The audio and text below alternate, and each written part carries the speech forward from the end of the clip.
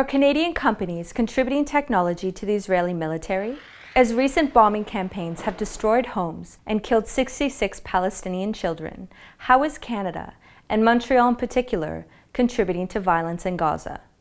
Local 514 investigates. In the aftermath of Israel's bombing of Gaza, Canada is pledging aid. But at the same time, Canadian exports to Israel are on the rise, and some of the weapons are produced right here in Montreal.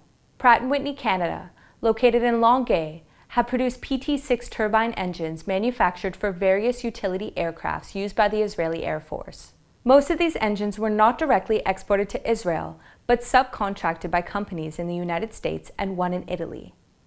In cases such as this, Global Affairs Canada would assess the human rights records of Italy and the United States, and not the countries that are acquiring these aircrafts for their militaries.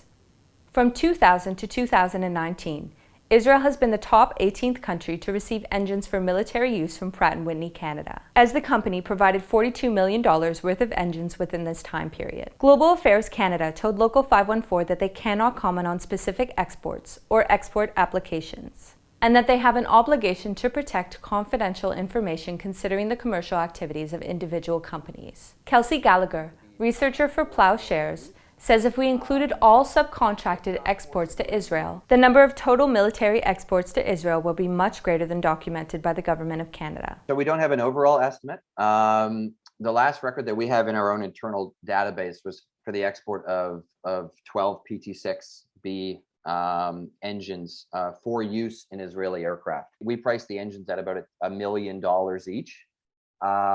So this deal would have increased Canadian military goods by about $12 million. The deal was signed in 2019. We're not sure when the exports actually happened, but $12 million would have effectively really doubled Canadian military exports to Israel for that year, just for this one deal.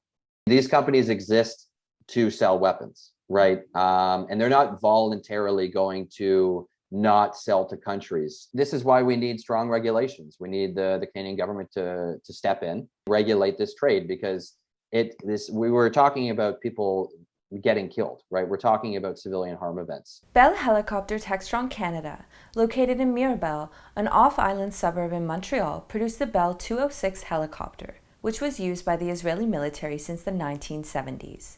Last year, the Israeli Air Force decided to replace the Bell 206 with an Italian-made aircraft. Canada has committed $25 million in humanitarian aid to Palestinians in the West Bank and Gaza, a week after a ceasefire was declared between Palestine and Israel. 150 IAF operational planes took part in the last operation on Gaza. With accuracy and precision, they completed almost impossible missions.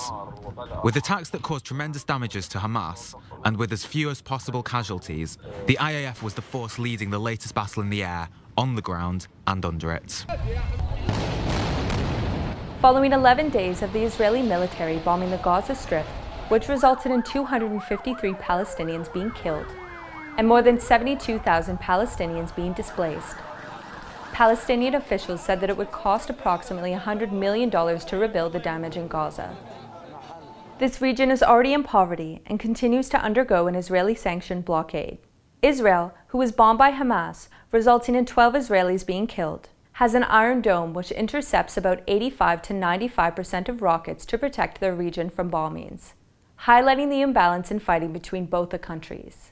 Prime Minister Justin Trudeau promised to de-escalate the situation, while NDP leader Jagmeet Singh has called for Canada to halt military exports to Israel. Canadians for Justice and Peace in the Middle East have been campaigning for Canada's exports to Israel to come to an end.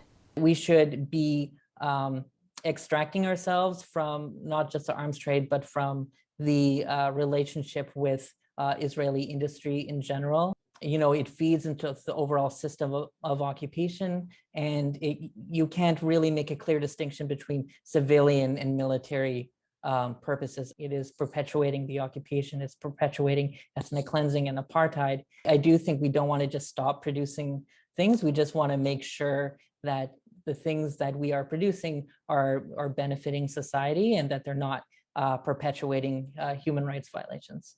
Even if a suspension of Canadian military goods to Israel would not gainfully, in 10 years, suspend their ability to bomb buildings in Gaza.